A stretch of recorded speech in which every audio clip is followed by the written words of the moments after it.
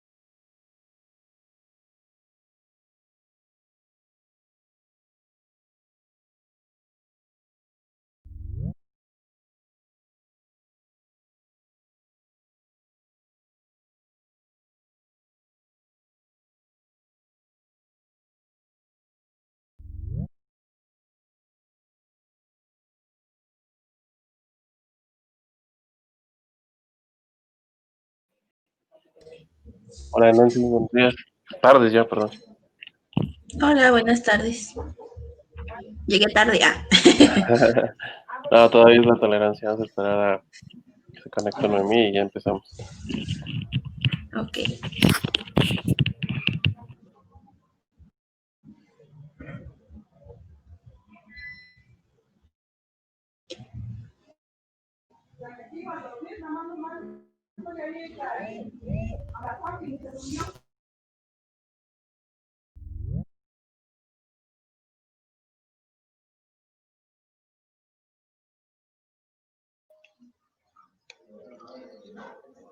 Buenas tardes. Hola Noemí, buenas tardes. Buenas tardes. Bien, pues ya están los dos. Vamos nada más poner aquí que hoy es 26.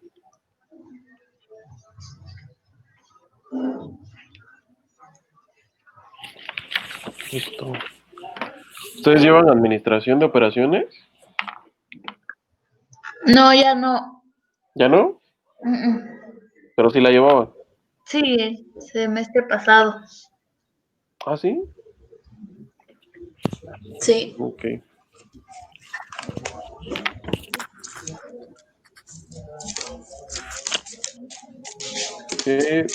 Ayer no me avisaron que ya no se, a la mitad del video ya no se veía la presentación. Como usted dijo que no se pudo grabar, pensé que...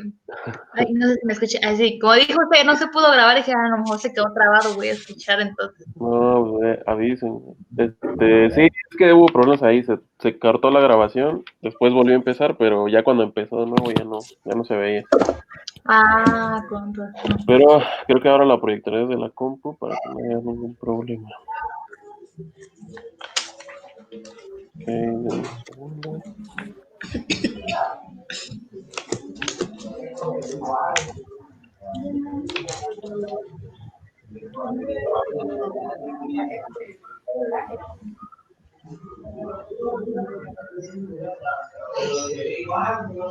Listo, ahí se ve. Sí. Sale.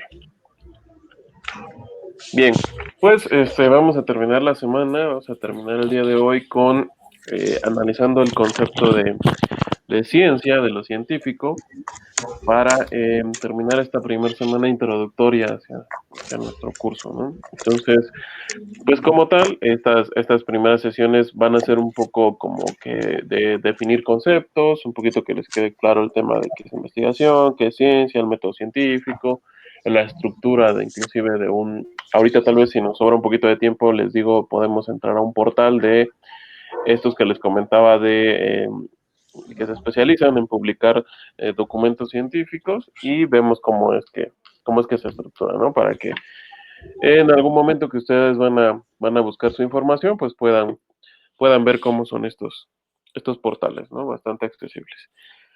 Bien, entonces el día de hoy vamos a ver este tema que referido a la ciencia, que es la ciencia. Y bueno, la ciencia se define como todo el conocimiento o saber constituido por una serie de principios y leyes, ¿no? Que aquí vamos a hacer una pequeña observación. Muchas veces estos principios pueden ser cuestionados o puede inclusive modificarse el tema de todas estas ideas que se den bajo este concepto de los principios científicos, sobre todo porque está en constante evolución, ¿no? Entonces, si bien, por ejemplo, el cálculo se inventó ya hace cientos de años, todavía seguimos descubriendo nuevas herramientas que complementen los postulados del cálculo, ¿no? Sin embargo, aquí entra también el concepto de que existen una serie de leyes, ¿no? Como tal, por ejemplo, hay una serie de afirmaciones que pues son consideradas leyes, tomando en cuenta este tema de ejemplo que les puse, como es el cálculo, o inclusive el álgebra, o alguna de estas materias matemáticas, por ejemplo, en las que no se ha modificado a lo largo del tiempo, ¿no? Y por lo tanto tienen este carácter de ley, es decir, que siempre se va a cumplir, ¿no? Entonces, en el caso de las ciencias exactas, ya vimos la matemática, la biología puede ser, inclusive las ciencias biológicas, las ingenierías, van a tener esta constante, ¿no? De estas leyes, ¿no? Muchos de los postulados que pues los investigadores de estas ciencias han desarrollado, pues se cumplen a lo largo del tiempo, ¿no? Y todo esto ha sido probado mediante experimentos, mediante la misma observación, y esa es una de las principales diferencias cuando hablamos de la ciencia social. Entonces, ahorita estamos partiendo de lo general, que es la ciencia, ya vimos todos estos conocimientos, sin embargo, cuando hacemos esta diferencia entre ciencia social y ciencias exactas, sí va a haber una complicación, ¿no? Cuando hablemos de ciencias sociales, muchas veces no vamos a poder tener esta parte de las leyes. Y aquí también es bastante debatible, ¿no? Varios investigadores, inclusive dentro de mi perfil, que yo conozco varios investigadores, por ejemplo, economistas, muchos de ellos proponen una serie de leyes o una serie de postulados que sí se llegan a cumplir, pero tienen esta observación de bajo ciertas condiciones, ¿no? En el argot de la ciencia económica se le conoce con la frase latina del ceteris paribus, es decir, todo lo demás debe de permanecer constante, eso es lo que significa. ¿Y a qué se refiere? Que precisamente cuando hablamos de escenarios, ya vimos, inclusive en algún momento yo les di la clase de macroeconomía, veíamos el tema de los modelos, ¿no? Entonces, un modelo como tal es una abstracción de la realidad que mediante el rigor científico, mediante el método científico, nosotros vamos a observar un modelo, vamos a extraer ese modelo de la realidad y lo vamos a analizar, y a partir precisamente de lo que encontremos, de cómo es que se constituye ese modelo de la realidad, nosotros vamos a proponer una solución o en su momento una serie de principios o de leyes. Como les decía, al hablar de ciencias sociales, se los mencioné desde un principio, estamos hablando de seres humanos, ¿no? Seres, entre comillas, racionales, pero que pues muchas veces su comportamiento no va a ser el mismo dependiendo de las situaciones, dependiendo del lugar en donde se encuentren o de la misma persona, ¿no? Inclusive, aunque hablemos de un mismo individuo todo el tiempo en nuestra investigación, pues es un ser cambiante, ¿no? Es un ser humano, entonces no podemos como tal predecir al 100% su comportamiento, pero bajo una serie de condicionamientos, por eso mencionaba el tema del modelo y del ceteris paribus, es que se realizan estos postulados, ¿no? Entonces, siempre que ustedes observen este tema de eh, ver cómo es que se desarrolla el tema científico dentro de las ciencias sociales, siempre se van a encontrar eso de bajo el supuesto de, ¿no? Entonces se van a encontrar un escenario que tiene cierto supuesto eh, para analizarlo y para plantear una posible ley o un principio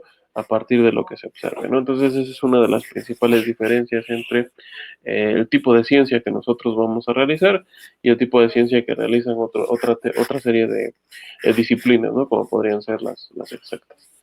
Bien, pero regresando al concepto de ciencia en general, todo el tema del conocimiento va a derivar precisamente pues de la observación, y esta serie de principios que voy a mencionar prácticamente es como si estuviéramos enunciando al método científico.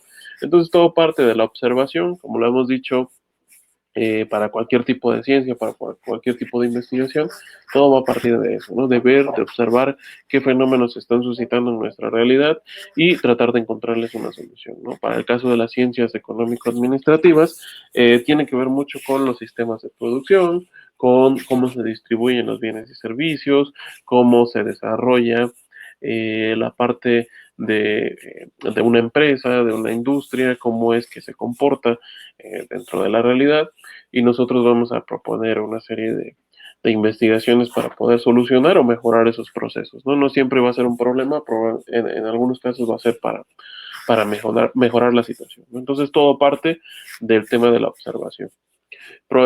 Posteriormente vamos a hacer un razonamiento, es decir, como este ejercicio es lo que yo quiero que ustedes hagan este fin de semana, hasta que nos veamos el día lunes, ya para entrar de lleno a nuestro primer tema, ya después de haber visto esta pequeña introducción, en el que ustedes a través de la observación y de pensar, de idear qué es lo que creen que puede ser un problema o una posible mejora, algún proceso o algo que se les venga a la mente, inclusive creo que me mencionaban que ya habían desarrollado por ahí algún temilla de investigación, pues ustedes pueden retomarlo si es que ya lo llevan avanzado y lo podemos ir analizando a partir de eso, no hay ningún problema. Para el día lunes me gustaría que me dijeran su tema, más o menos de qué se trata, y lo vayamos analizando aquí, debatiendo entre los tres, para ver qué posibilidades hay de que se mejore o se elija otra perspectiva, ¿no? O si es correcta la que ya tienen. Entonces eso es lo que vamos a hacer el día de lunes, el tema del razonamiento, ¿no? Y en la ciencia así pasa, todo parte precisamente de la observación, y una vez que se observa un fenómeno y que se plantea la posibilidad de mejorarlo o de solucionar algún problema, nosotros tenemos que comenzar a razonar la forma en cómo vamos a tratar de encontrarle una mejora o una solución a esa situación a través de un cúmulo de información.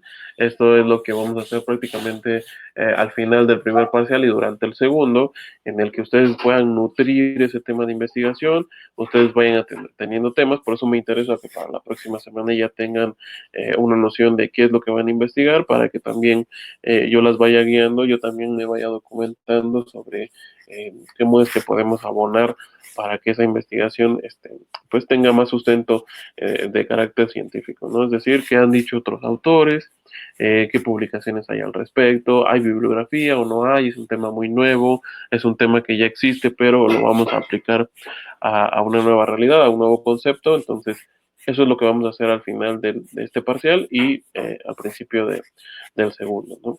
¿Para qué? Para obtener una serie de datos ya más concretos.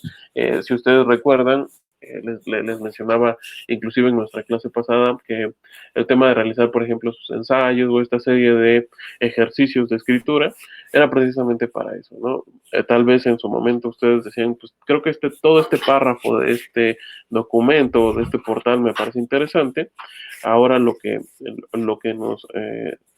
trataremos de hacer es de que analicemos ese párrafo y de ese párrafo obtengamos una línea o algunas palabras que nos permitan introducirlo a nuestro documento, ¿no? Entonces, lo que vamos a tratar de hacer es un ejercicio más de síntesis, de obtener los datos. Como les digo, vamos a tratar de analizar al menos unas 20, 30 fuentes del tema que ustedes vayan a desarrollar, para que precisamente tengamos la perspectiva de 30 o más autores, ¿no? Y podamos sacar una generalidad, ¿no? ¿Cuál es la idea de pensamiento? Muchos de los autores que ustedes vean van a estar de acuerdo con el concepto que ustedes están desarrollando, muchos otros no, y eso es el sentido de buscar varias perspectivas, ¿no? De que ustedes puedan encontrar una idea general de el tema que van a desarrollar.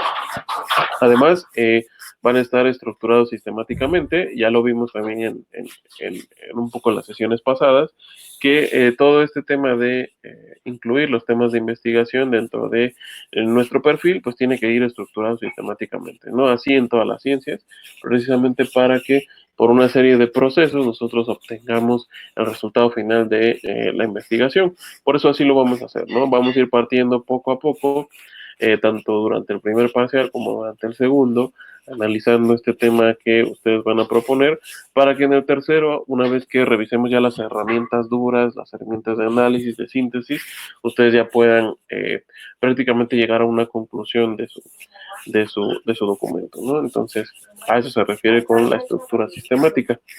Y el tema de la comprensión, ¿no? Obviamente, no nos vamos a volver expertos tal vez en ese tema o en esa industria o en esa empresa, pero sí debemos de tener nociones, ¿no? Y creo que eso es muy importante no solamente para la formación normal, sino que incluso de carácter general, ¿no? Creo que para todos nos va a ser útil que en algún momento tengamos pues a la mano una serie de datos, una serie de estadísticas y qué mejor que a través de este trabajo de investigación ustedes pueden obtener mayor información, mayor conocimiento sobre alguna rama del conocimiento, ¿no? Entonces en algún momento les será de utilidad, como les digo, no sé qué aspiraciones tengan hasta el momento, pero si su idea es trabajar para una empresa o colaborar para una empresa, pues el tema de la investigación va a estar ahí latente siempre, ¿no? Sobre todo por los estudios de mercado, tal vez eso es un estudio más especializado que el carácter riguroso que vamos a tomar ahorita, un poco más teórico, pero siempre va a estar ahí el tema de la investigación, ¿no? O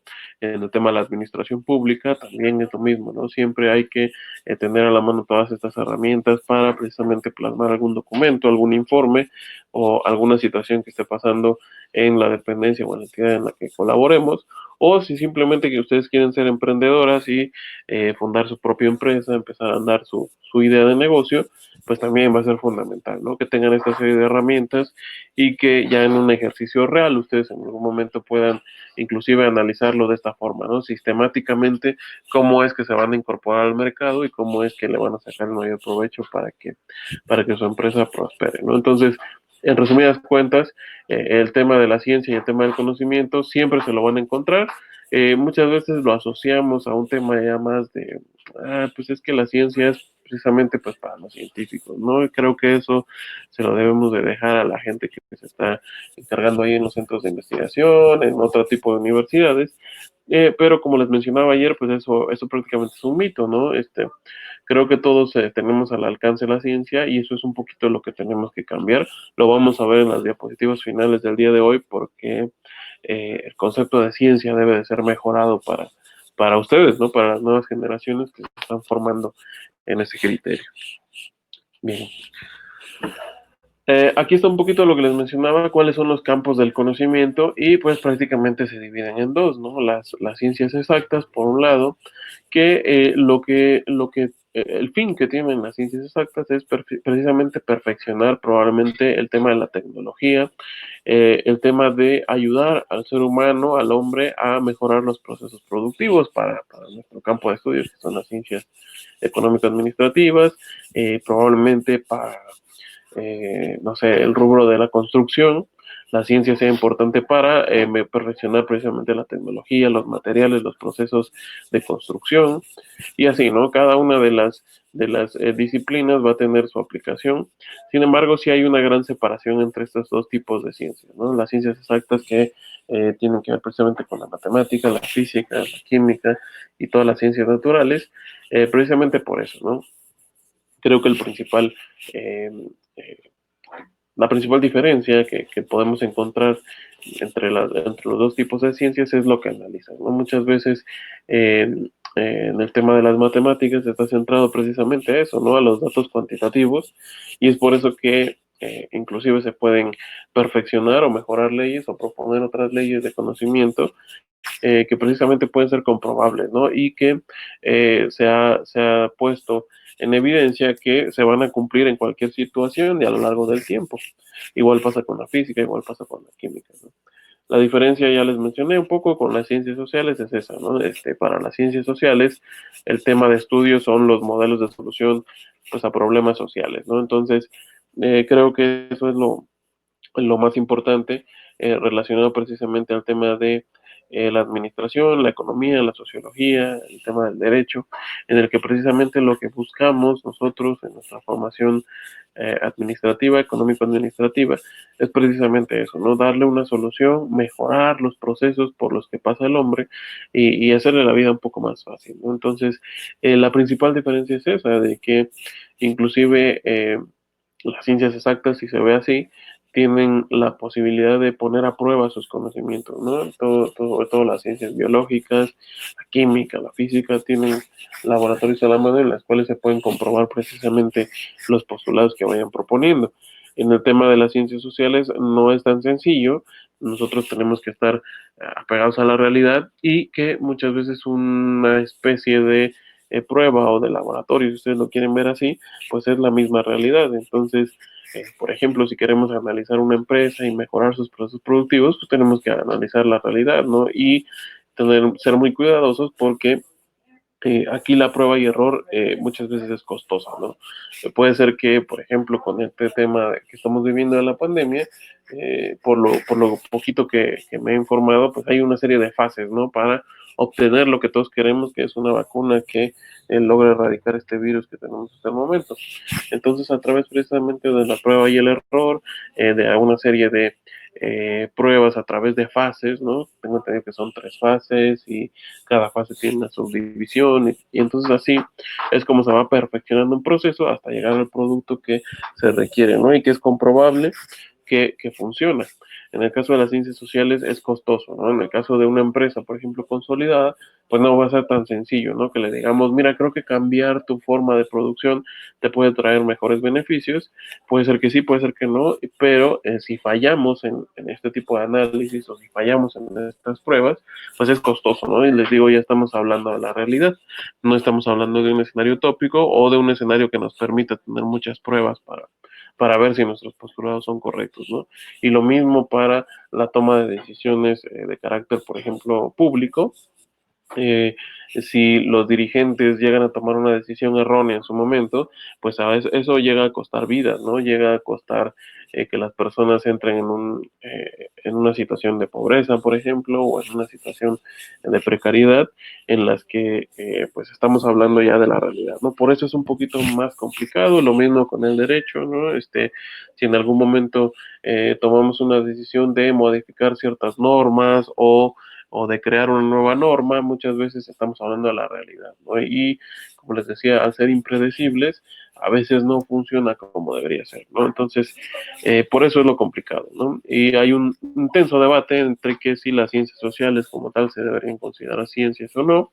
Pues yo estoy del lado, obviamente que sí, sobre todo porque utilizamos el método científico y si bien no tenemos como tal esta posibilidad de tener un laboratorio, de poder comprobar que 100% va a funcionar lo que se postule en las investigaciones sociales, pues sí, sí tienen una importancia de rigor científico, ¿no? No por nada se han creado una serie de instituciones que precisamente se encargan de recolectar la información que se genera a partir de los estudios socioeconómicos o económicos administrativos, ¿no? Entonces, sin embargo, me parece que no recuerdo si fue a ustedes o qué, pero en algún momento, ojalá podamos verlo, hay sus excepciones, ¿no? E inclusive se pone a prueba la realidad.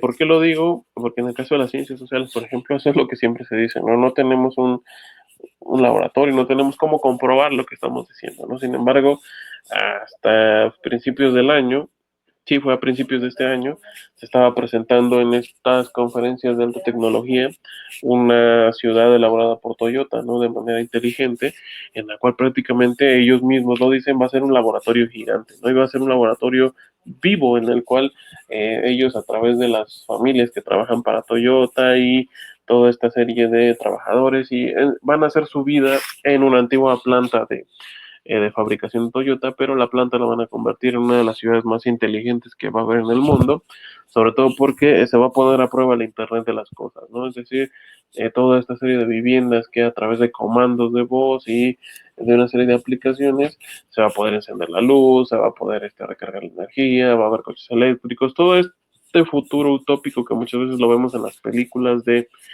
vehículos movidos por energía solar, casas súper inteligentes y todo este tipo de cuestiones ya lo está desarrollando inclusive Toyota para poner a prueba precisamente sus dispositivos, ¿no? Entonces se está poniendo a prueba la realidad y eso es un muy buen ejercicio inclusive para los científicos sociales en el que puedan observar, por ejemplo, cómo es que se comportan las familias bajo este nuevo sistema que está proponiendo Toyota de alta tecnología y de desarrollo precisamente conocimiento, pero ya en la realidad, ¿no? Entonces, en algún momento les pondré el video. Digo, no sé, luego hay un poquito de complicaciones por ponerlo en la plataforma, pero si gustan la próxima semana se los dejo por ahí nada más para curiosidad, ¿no? Es un video bastante interesante y en cuestión de años ya vamos a poder tener ese laboratorio gigante, ¿no?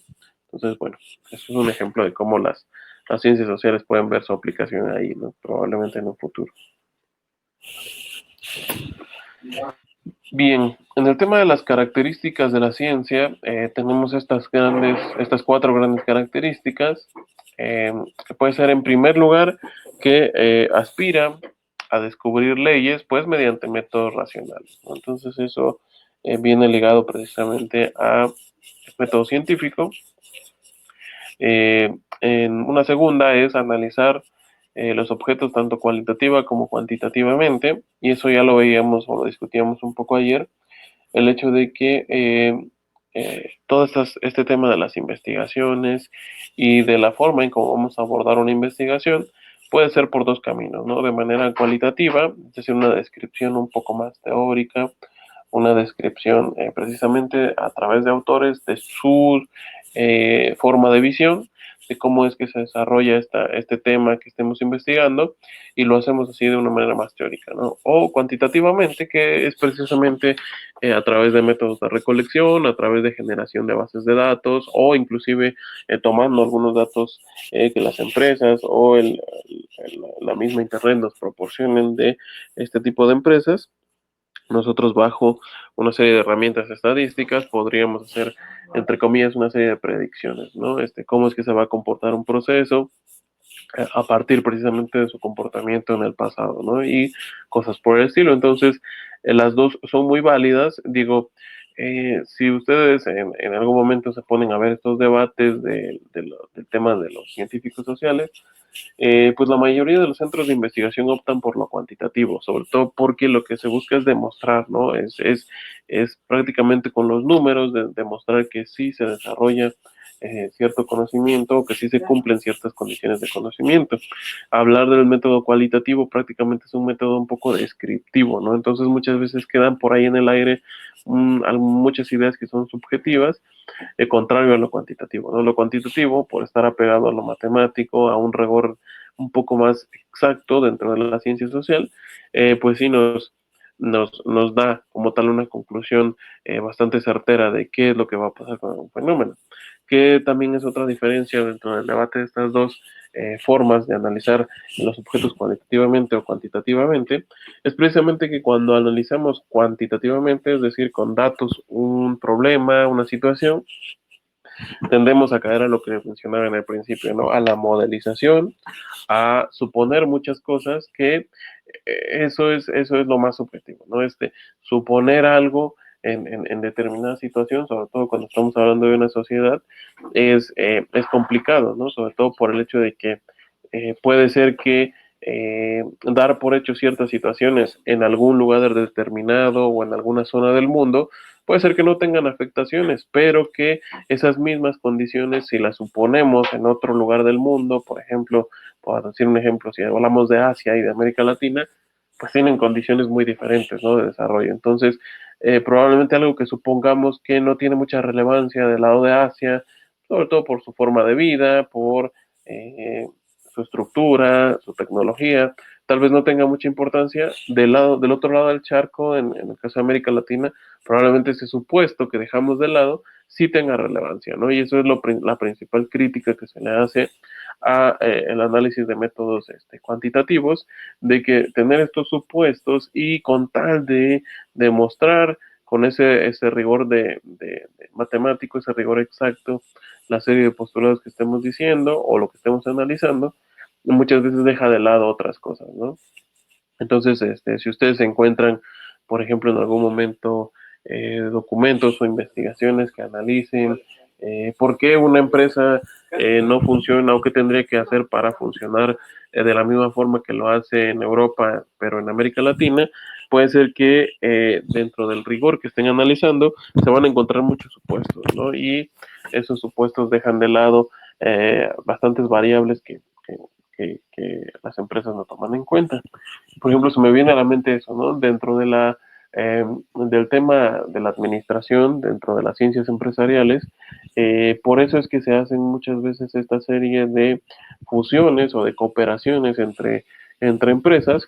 Se me viene a la mente por ahí de los años 70, 60, en México, por ejemplo, General Electric es el gigante, o fue en su momento el gigante de la producción de electrodomésticos en los Estados Unidos.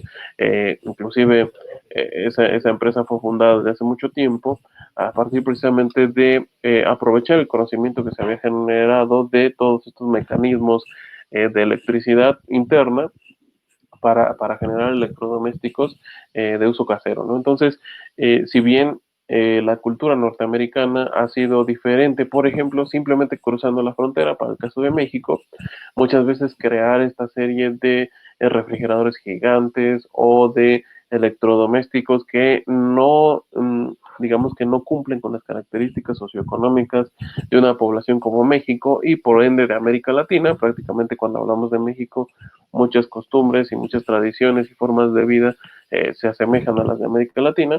Entonces es diferente y estando tan cerca, ¿no? Entonces, lo que optaron estas empresas, como por ejemplo General Electric, fue en su momento asociarse con una empresa mexicana que se llama Mave y hacer esta asociación, ¿no? Entonces decías, bueno, General Electric es un todopoderoso en el tema de los electrodomésticos, como para qué quisiera asociarse con una empresa como Mave, que solamente tiene una estructura de ventas en México, ¿no? E inclusive probablemente tal vez en Centroamérica.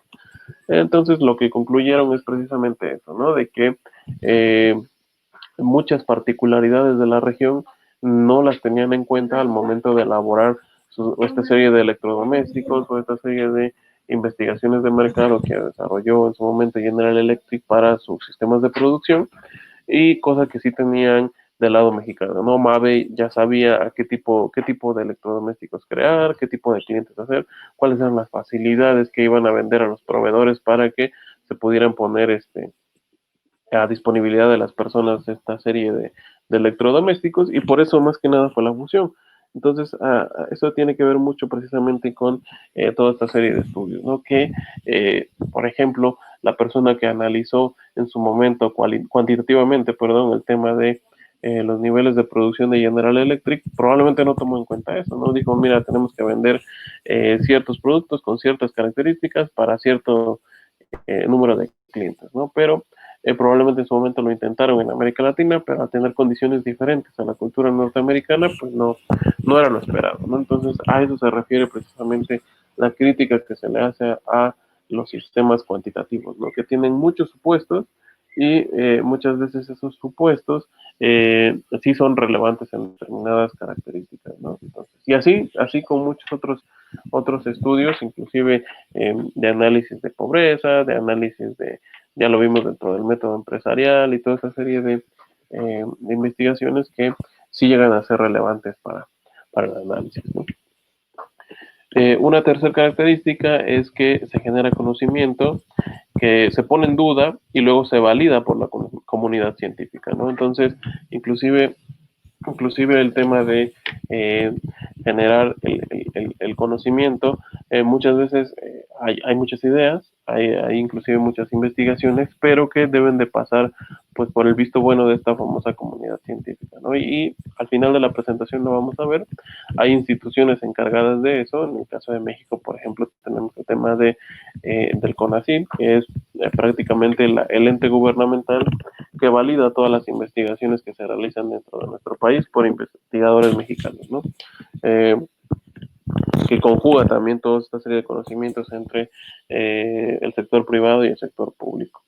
Pero bueno, el punto de esta característica es precisamente eso, ¿no? Inclusive, como les digo, hay probablemente leyes que por más que se cuestionen, siguen siendo vigentes, pero precisamente mantienen esa vigencia a través de los cuestionamientos que se le han hecho, ¿no? Entonces, otras muchas, por ejemplo, estrategias en el ámbito empresarial y esta serie de medidas, por ejemplo, que se optan dentro de la administración para poder hacer más eficientes los procesos o poder desarrollar mejores mecanismos, pues se tienen que poner a prueba, ¿no? Y como les mencionaba en algún momento, el tiempo muchas veces y la tecnología juega un papel importante al momento de ver qué tanta validez sigue teniendo alguna propuesta o no.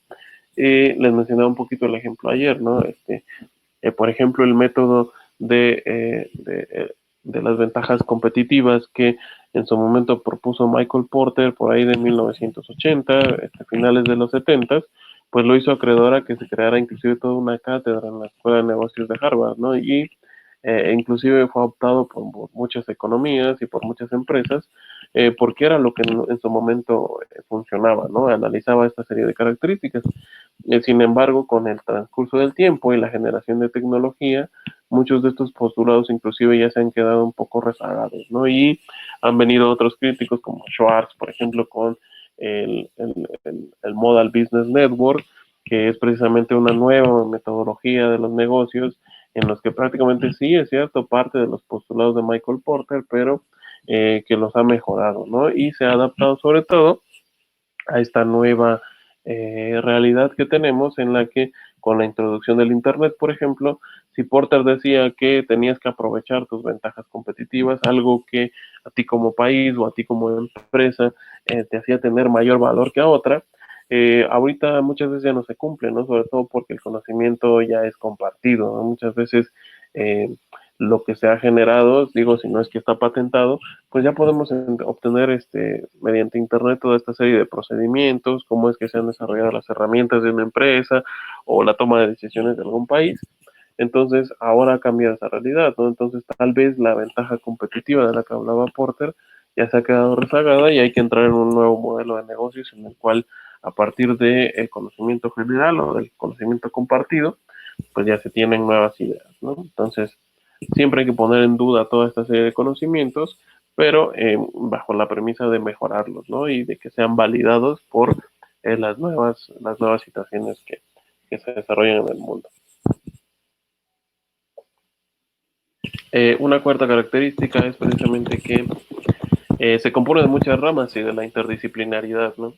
Entonces, muchas veces creemos o tendemos a pensar que nosotros, por ejemplo, por ser administradores o estarnos formando en este tema de la administración, cuando lleguemos a alguna empresa o formemos la nuestra inclusive, pues nos vamos a dar cuenta que inclusive nuestra formación se queda corta, ¿no? Con la realidad.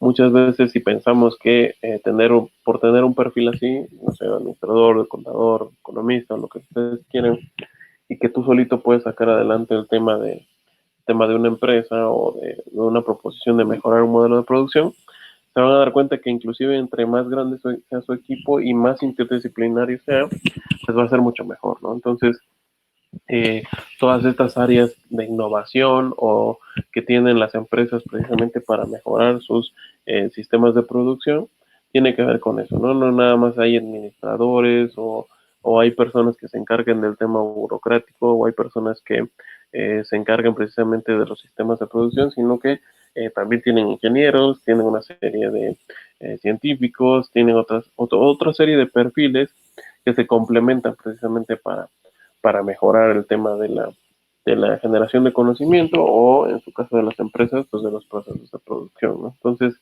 eh, actualmente, sobre todo, si ustedes son curiosas, van a encontrar, por ejemplo, que estas disciplinas que se les entrega el premio Nobel, por ejemplo, que son prácticamente las de mayor rigor científico, pueden ver que de unos años para acá inclusive ha sido compartido, ¿no? Sobre todo por la interdisciplinaridad que se maneja. En el caso, por ejemplo, de muchos premios de economía han sido compartidos inclusive con físicos, con ingenieros, que si bien sus proposiciones eran precisamente al campo de la física o al campo de la matemática, aplicado a los modelos económicos, pues ha dado respuestas, ¿no? A algunos problemas. Entonces, por eso es que se van a encontrar muchas veces que el Nobel de Economía lo gane un físico, tal vez no un economista como tal, o un economista en colaboración con algún otro o alguna otra disciplina, ¿no? Y así con los Nobel de Medicina, los Nobel de Química y toda esa serie de disciplinas que obtienen un carácter riguroso dentro de la ciencia, ¿no? Entonces, lo destacable de esta cuarta característica es eso, ¿no? El hecho de que la interdisciplinaridad debe de estar presente siempre en la disciplina científica, ¿no? Cómo complementarnos unos con otros mediante nuestra formación, mediante nuestro perfil. Bien, ¿hasta aquí alguna duda o algún comentario al respecto? ¿Todo bien? Pues por el momento yo estoy bien. Ok, Todo bien. hecho. Continuamos. Bien, aquí es un poquito de lo que les hablaba el día de ayer. Esta es un poquito la jerarquía que se presenta dentro de la ciencia. Y en este caso, digo, no es que se siga un orden como tal, pero sí hay ciertas jerarquías en cuanto al cumplimiento de los postulados que se dan dentro de la ciencia, ¿no? Entonces, por ejemplo, algo que ustedes van a hacer en este ejercicio durante esta materia es una hipótesis teórica, ¿no? Es decir, es un enunciado no verificado, pero que puede ser aceptado o creíble y se formula al abordar un problema, ¿no? Entonces, ese es el nivel, digamos, de jerarquía de ciencia que ustedes van a manejar durante esta materia, que es precisamente proponer una hipótesis teórica, ¿no? Como tal lo dice, van a proponer un enunciado en el que ustedes digan, miren, de este problema, considero que por lo que analicé, por la forma en cómo se da, por el lugar en el que se da y todo, voy a proponer una hipótesis en la cual posiblemente sea una solución o no.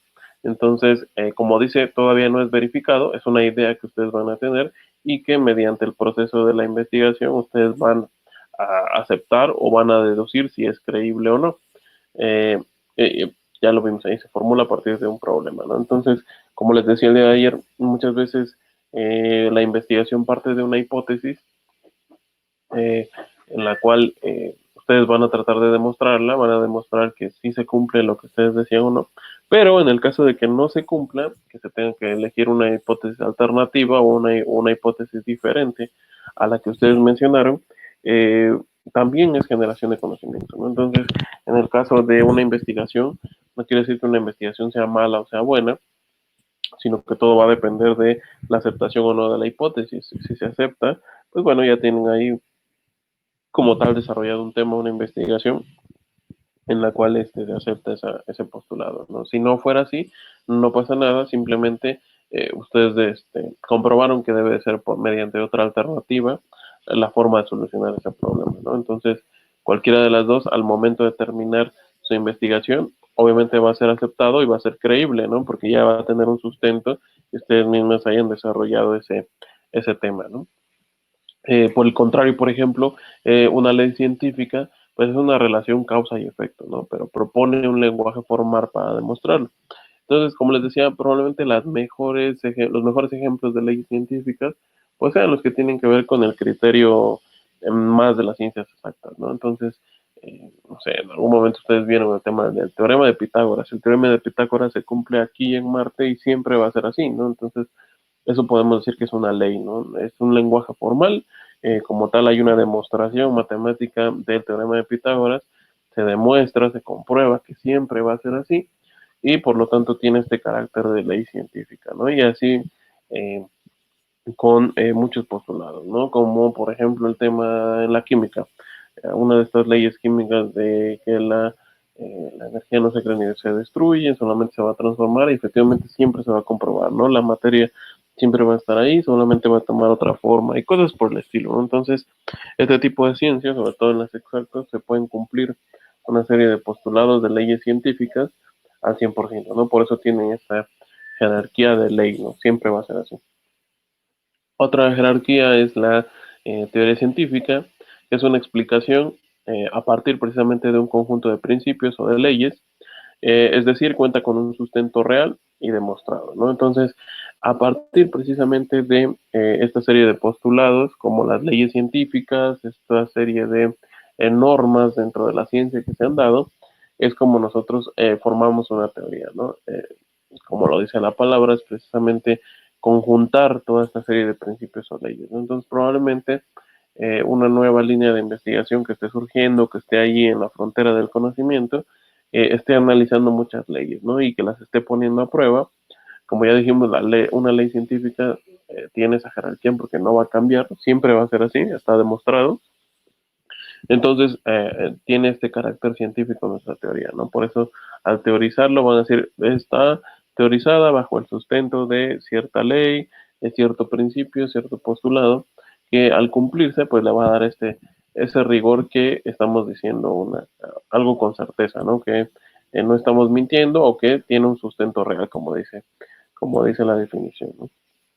Y finalmente un modelo científico, ya lo adelantábamos un poco al principio, pues es una representación de la realidad, ¿no? Entonces permite simular, da pauta a la simulación, pues, de las teorías científicas, y ya les mencionaba esto, ¿no? Es una abstracción de la realidad, ¿no? Entonces, como tal, ustedes se van a dar cuenta, la realidad es muy grande, el espacio que hay en la realidad es bastante grande, e inclusive por eso analizamos estas herramientas de población y muestra, ¿no? Muchas veces sería lo idóneo poder analizar algún problema con todas las variables exactas que nos da una población eh, dentro de la realidad. Sin embargo, pues eso prácticamente es imposible, ¿no? Inclusive ustedes se dan cuenta al momento de hacer los censos de población, los censos de población se realizan a través de un muestreo, ¿no? Entonces, es imposible o sería muy difícil hacer un censo. Sí, digo, se hace casa por casa, pero llegar hasta el punto más recóndito del país muchas veces es imposible, ¿no? Entonces, a través de ese muestreo de las principales ciudades, las principales comunidades de nuestro país es que se realiza un censo, ¿no? Y se da una aproximación de cuántos somos, a qué nos dedicamos y toda esta serie de variables que se nos preguntan, ¿no? En el momento de desarrollar. Entonces es una abstracción de la realidad, ¿no? Igual lo que ustedes vayan a hacer en su momento su investigación o si en algún momento tienen que desarrollar un tema de investigación como una tesis, una tesina, es eso, ¿no? Es abstraer de la realidad un problema y bajo una serie de supuestos y bajo otra serie eh, de principios, ustedes van a teorizar y van a proponer la solución a ese problema o la solución a esa nueva forma de producción, precisamente simulando las teorías científicas, ¿no? Pero no debemos olvidar que sigue siendo una abstracción, ¿no? Entonces, por eso luego ustedes se van a dar cuenta que cuando analicen un documento científico o una tesis misma, al principio, cuando se da la argumentación de por qué se va a realizar esa investigación, se tiene que poner ahí, ¿no? Se tienen que cumplir ciertas condiciones y esta investigación fue hecha para tal localidad, tal empresa, tal población, precisamente porque replicarlo puede ser que no dé los mismos resultados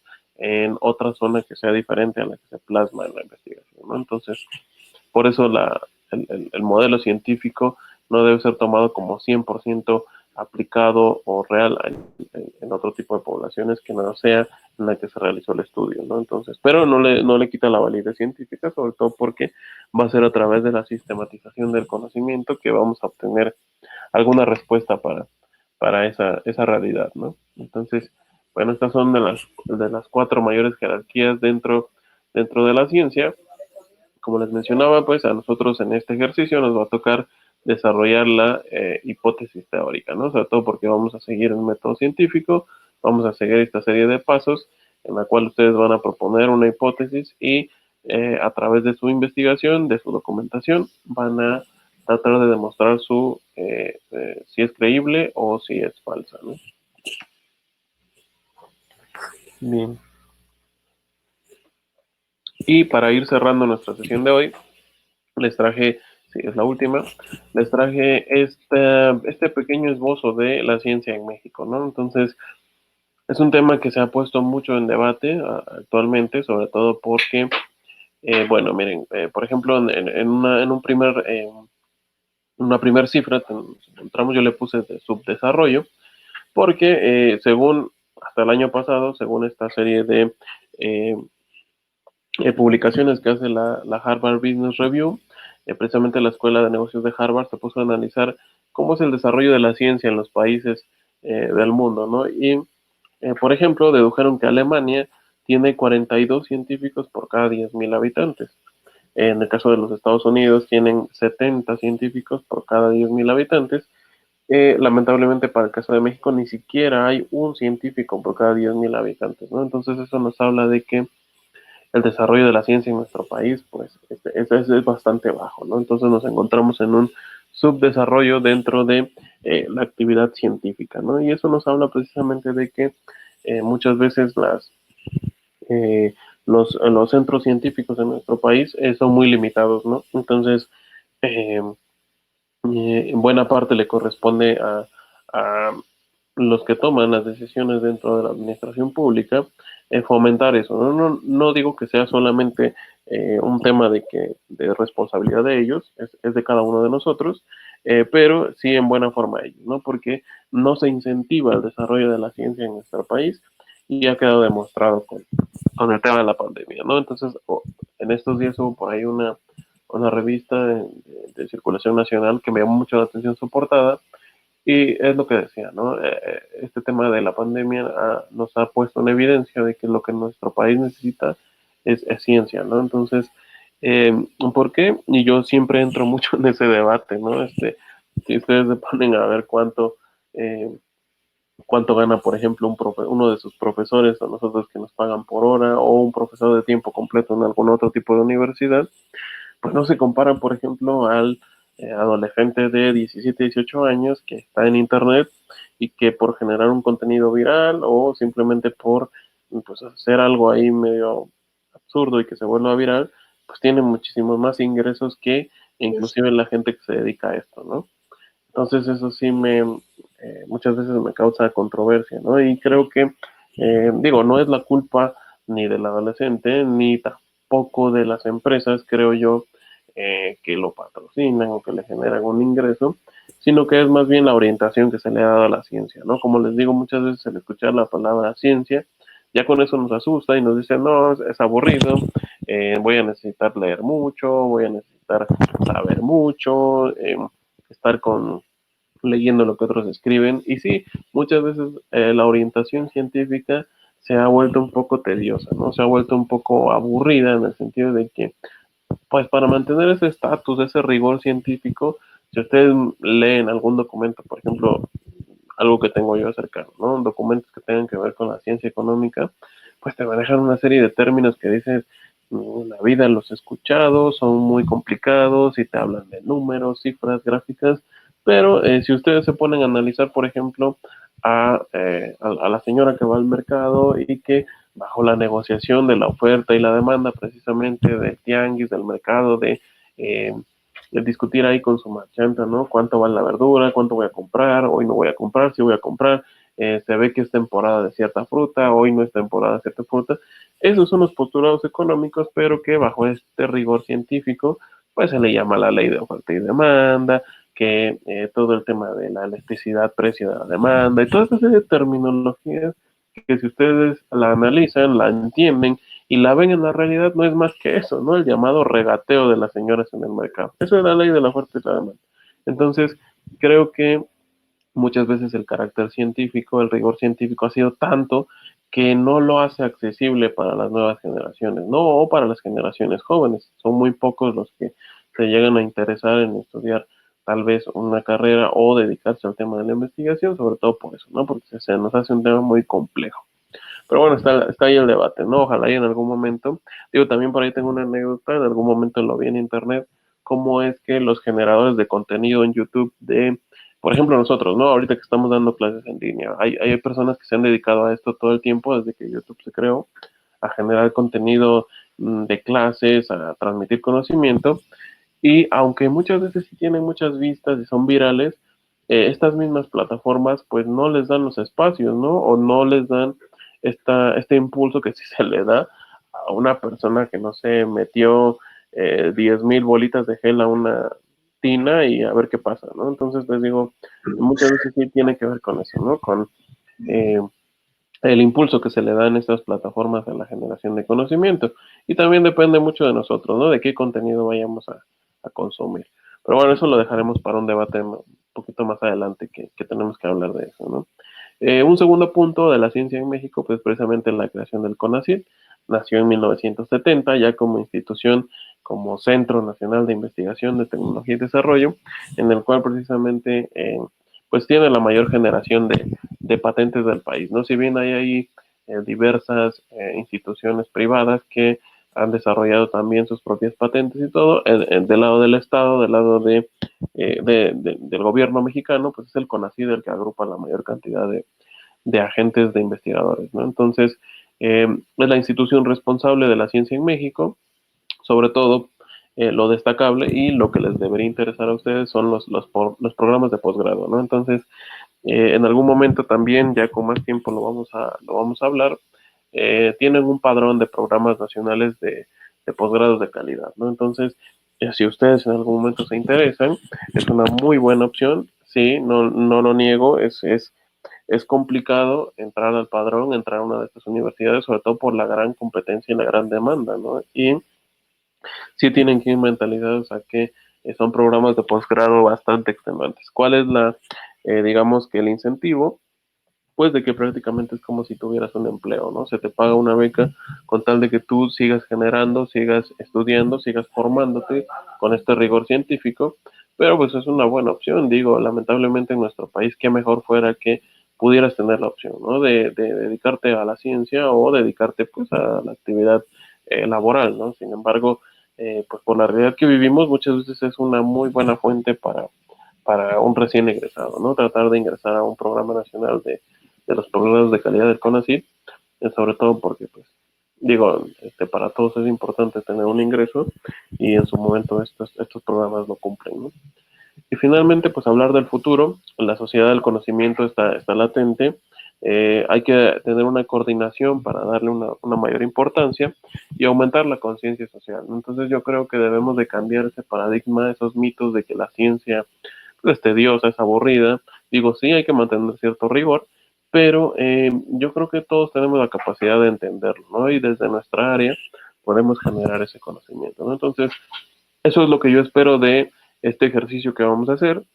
Le vamos a dar este rigor científico, pero basándonos en la sistematización, pero vamos a tratar de hacer un documento que cualquier persona que esté interesada en la idea que tuvo Nancy o que tuvo Noemí pueda ser de interés para todos, ¿no? Y que sea entendible para cualquier persona, ¿no? Entonces, vamos a tratar de cambiar esta conciencia que tenemos sobre el futuro de la ciencia en nuestro país, ¿no?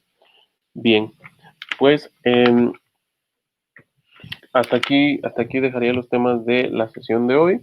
Si hay alguna pregunta o comentario, lo pueden hacer.